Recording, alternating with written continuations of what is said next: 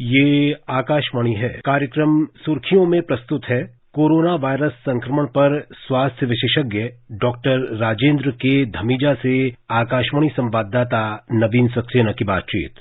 अच्छी सेहत ही जीवन की पहली खुशी है और कहा जाता है कि इलाज करवाने से बेहतर है कि हम एहतियात बरतें ताकि बीमार ही न हो। कोविड महामारी के कारण अब भारत के साथ दुनिया भर के लोगों ने बीमारी के बचाव पर ध्यान देना शुरू कर दिया है। 30 जनवरी भारत में कोविड का पहला मामला आया था।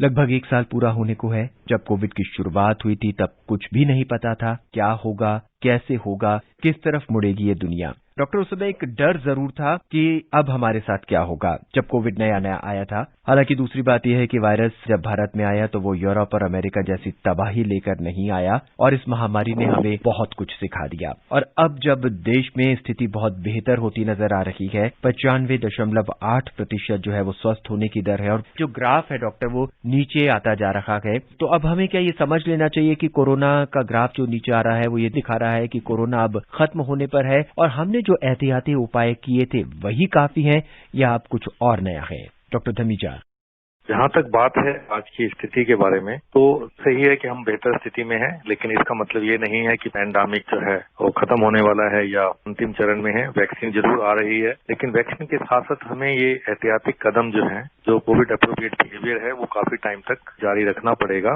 वैक्सीन और no vaccine, mask is going to stay, ये लंबे टाइम तक रहेगा और हमें ये अपने जीवन शैली का एक अंग बना लेना चाहिए। डॉक्टर, भारत में कोविड का टीकाकरण का अभ्यास शुरू हो गया है। पहले चरण में 4 राज्यों आंध्र प्रदेश, गुजरात, पंजाब और असम में 2 दिन का अभ्यास शुरू हो चुका है। इस अभ्यास में कुछ चुनौतियां भी हैं जिन्हें पहचान करना है, योजना में अपेक्षित परिवर्तन भी करना है ताकि टीकाकरण प्रक्रिया को पूरी तरह से बाधा रहित बनाया जा सके। आप हमें समझाएंगे कि ये क्या होता है, ये अभ्यास क्यों जरूरी है और इसमें क्या किया जाता है? ये जो 4 स्टेट्स में ड्राई रन अभी शुरू हुआ है, ये एक अभ्यास है। जैसे आपने कहा, ये उन मैकेनिज्म्स को टेस्ट करता है जो कोविड-19 वैक्सीनेशन के लिए हमने बनाए हैं और वो उन गैप्स को भी असेस करता है जो प्रोसेस में आते हैं और उनको एड्रेस करने की कोशिश करेंगे हम एक्चुअल ड्राइव, जो कि अभी अगले कुछ सप्ताह में शुरू होने वाला है। तो एक बहुत महत्वपूर्ण कदम है और आपको जैसे मालूम है कि ये 4 स्टेट्स में पंजाब, असम, आंध्र प्रदेश और गुजरात में शुरू किया गया है और हर स्टेट में जो है 2-2 डिस्ट्रिक्ट चुने गए हैं और उनमें एग्जैक्टली एक्चुअल वैक्सीनेशन में आएगा। एक्सेप्ट कि वैक्सीनेशन नहीं लगेगी, बाकी सारे स्टेप्स वही हैं, जो कि मॉक ड्रिल है जिसमें रजिस्ट्रेशन होगी बेनिफिशरीज की, जो प्लेटफॉर्म हमने बनाया है वैक्सीनेशन के लिए। ये टेस्ट करेंगे एलोकेशन वैक्सीनेशन साइट्स की और जो प्रोसेस फॉलो होते हैं वैक्सीनेशन की साइट पे उनको भी टेस्ट करेंगे और ये जो कोल्ड स्टोरेज और ट्रांसपोर्टेशन अरेंजमेंट्स है उनको भी टेस्ट करेगा। तो ये जो है बहुत इंपॉर्टेंट कदम है और जो गवर्नमेंट की एसओपीज हैं इसी महीने के पहले सप्ताह में जारी की गई थी, उसके हिसाब से ही ये ड्राई रन चलेगा जिसमें 5 मेंबर्स होंगे। जो मेन ऑफिसर होगा वो डॉक्टर या नर्स होगी और 4 उनके हेल्पर्स होंगे और जो लीडर होगा वो इंजेक्शन के इंचार्ज होगा और सेकंड वाला जो है वो सिक्योरिटी और दूसरी चीजें देखेगा और थर्ड जो मेंबर होगा वो वेरीफाई करेगा डॉक्यूमेंट्स को। 4th और 5th मेंबर जो है वो क्राउड मैनेजमेंट, कम्युनिकेशन और बाकी की सारी सुविधाएं देखेंगे। पूरी की पूरी प्रोसेस जो है वैक्सीनेशन साइट पे ये पूरी की पूरी टेस्ट की जाएगी ड्राई रन में। पूरी प्रक्रिया के बाद जो है स्टेट्स अपनी रिपोर्ट भेजेंगे ministry of health and family welfare को और तब वो गैप असेसमेंट और मैकेनिज्म टेस्टिंग की जो पूरी प्रक्रिया है उस पर विचार करके अगर कोई गैप्स आते हैं तो उसको एड्रेस किया जाएगा। डॉक्टर साहब, बहुत बड़ी समस्या है भारत में। लोग तंबाकू खाते हैं, पान खाते हैं और दूसरे व्यसन करते हैं और जगह जगह पर थूकते रहते हैं। इससे हम कोरोना से कैसे बच पाएंगे? इनसे हमें छुटकारा पाना पड़ेगा और जो कोविड अप्रोप्रिएट बिहेवियर है उसको हमें रेगुलरली अप्लाई करना पड़ेगा। डॉक्टर साहब, कुछ ही महीनों बाद कोरोना की कई वैक्सीन मरीजों के लिए उपलब्ध होंगी। ऐसे में हमें कौन सा वैक्सीन लेना है, कैसे पता चलेगा? भी 3 वैक्सीन मैन्युफैक्चरर्स ने रेगुलेटर को अप्लाई किया है अप्रूवल के लिए। मुझे ये लगता है कि हमारी कंट्री के हिसाब से ऑक्सफोर्ड एस्ट्राजेनेका की जो कोविशील्ड वैक्सीन है शायद उसको अप्रूवल जल्दी ही मिलेगी और वो हमारे कंट्री के हिसाब से बड़ी उपयुक्त भी है। सबसे पहले आने की हमें उम्मीद है। कितने लोगों को मिलेगी, कोशिश यही रहेगी कि सबको मिले, लेकिन पहले चरण में जो सरकार की पॉलिसी है वो 30 करोड़ लोगों की है, जिसमें से 1 करोड़ हेल्थ केयर वर्कर्स हैं जिनको हॉस्पिटल्स चलाने हैं, जिनको ये सिस्टम फंक्शनिंग रखना है ताकि कोविड के जो मरीज हैं उनकी देखभाल की जा सके। उसके बाद फ्रंट लाइन वर्कर्स आते हैं जिनमें पुलिस वाले हैं या एम्बुलेंस ड्राइवर्स हैं, सफाई वाले हैं, ये सब लोग 2 करोड़ के आसपास हैं और उसके बाद 50 साल से ऊपर के लोग हैं 27 करोड़। सरकार की कोशिश है कि कि अगले 6 महीनों में इन सब लोगों को वैक्सीन दी जा सके। ये बात बिल्कुल ठीक है कि आने वाले समय में एक नहीं कई वैक्सीन आएंगी और हो सकता है कि हमें चॉइस भी मिले, लेकिन कोई भी वैक्सीन हो, वैक्सीन बहुत इंपॉर्टेंट है और ये पहली बार पूरे विश्व में पिछले 200 सालों में ये पैंडेमिक ऐसा होगा जो वैक्सीन खत्म करेंगे। डॉक्टर साहब, जब ये वायरस म्यूटेट करता है तो इसके अलग अलग स्ट्रेन बनते हैं, तो ये भी एक स्टडी थी कि ये धीरे धीरे स्ट्रेन बनते जाएंगे और ये अपने आप ही खत्म होता चला जाएगा। क्या ऐसा भी संभव है?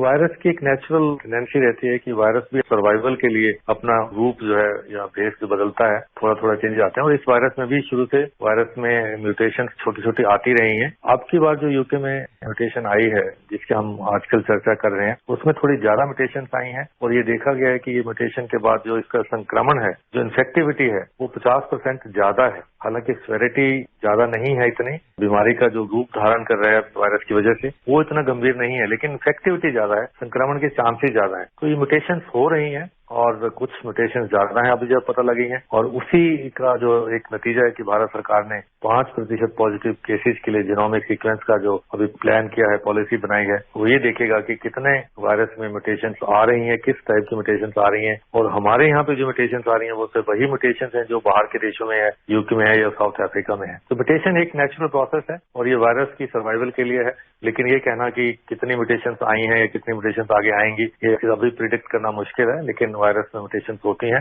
लेकिन छोटी मोटी म्यूटेशन से ज्यादा चिंता की बात नहीं है और मुझे ये भी उम्मीद है कि जितनी वैक्सीन अभी आई हैं वो अभी इन म्यूटेशन के लिए इफेक्टिव रहेंगी और आगे की म्यूटेशन के लिए जीनोमिक सीक्वेंसिंग का जो प्रोग्राम चला है उससे ये पता लगेगा कि आगे कितने म्यूटेशन और कैसी म्यूटेशन आती हैं। डॉक्टर साहब, सब जानना चाहते हैं कि अगर स्ट्रेन इसी तरह से आते रहे तो क्या वैक्सीन भी बदलने पड़ेंगे?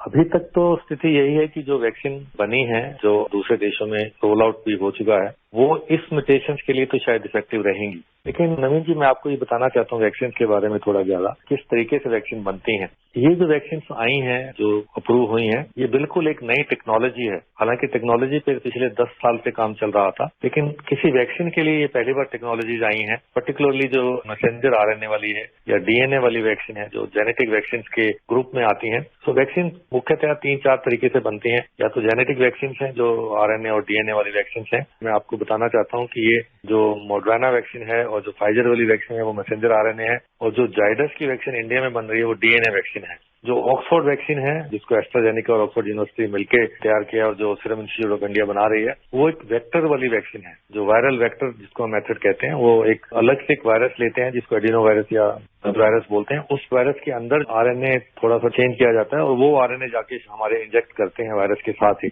और वो जो वायरस का जो आरएनए जो जीनोम है, वो एक मैसेज देता है हमारी बॉडी को वो प्रोटीन बनाने के लिए, जिसको हम स्पाइक प्रोटीन बोलते हैं, जो वायरस का ऊपरी सतह पर है। और उस प्रोटीन को बनाने के बाद हमारे शरीर में हमारा जो सिस्टम है, इम्यून सिस्टम, वो पहचान कर उसके अगेंस्ट एंटीबॉडीज बनाता है। तो ये एक टेक्नोलॉजी है मैसेंजर आरएनए और डीएनए की, जो पहली बार ये अप्रूव हुई है। इनफैक्ट वायरल वेक्टर वाली भी पहली बार ही आ रही है और वायरल वेक्टर की भी बहुत सारी वैक्सीन पाइपलाइन में है, जिसमें ऑक्सफोर्ड वाली एक वैक्सीन है, जॉनसन की दूसरी है, स्पुतनिक वैक्सीन भी वही वायरल वेक्टर की है। तीसरी तकनीक है वो पुरानी तकनीक, टाइम टेस्टेड है, इनएक्टिवेटेड या लाइव एटीन्यूएटेड वैक्सीन वाली। वो जो भारत बायोटेक और आईसीएमआर के सहयोग से बन रही है, वो इनएक्टिव वायरस की टेक्निक है।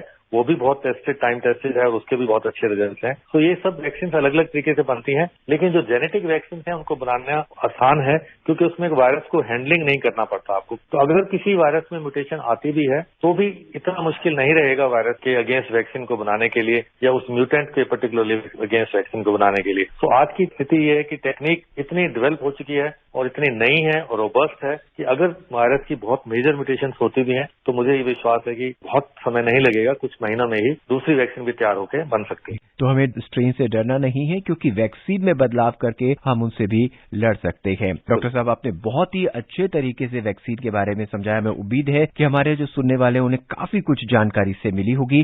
डॉक्टर धमीजा, आपका बहुत बहुत धन्यवाद। शुक्रिया। अभी आप सुन रहे थे कोरोना वायरस संक्रमण पर स्वास्थ्य विशेषज्ञ डॉक्टर राजेंद्र के धमीजा से आकाशवाणी संवाददाता नवीन सक्सेना की बातचीत। ये कार्यक्रम आकाशवाणी के समाचार सेवा प्रभाग द्वारा प्रस्तुत किया गया। इसे आप हमारे mobile app news on AIR पर भी सुन सकते हैं। इस कार्यक्रम के संबंध में अपनी प्रतिक्रिया आप हमें ईमेल कर सकते हैं। पता है AIRNSDtalks@gmail.com। ये कार्यक्रम फिर से सुनने के लिए लॉग ऑन करें हमारी वेबसाइट newsonair.com।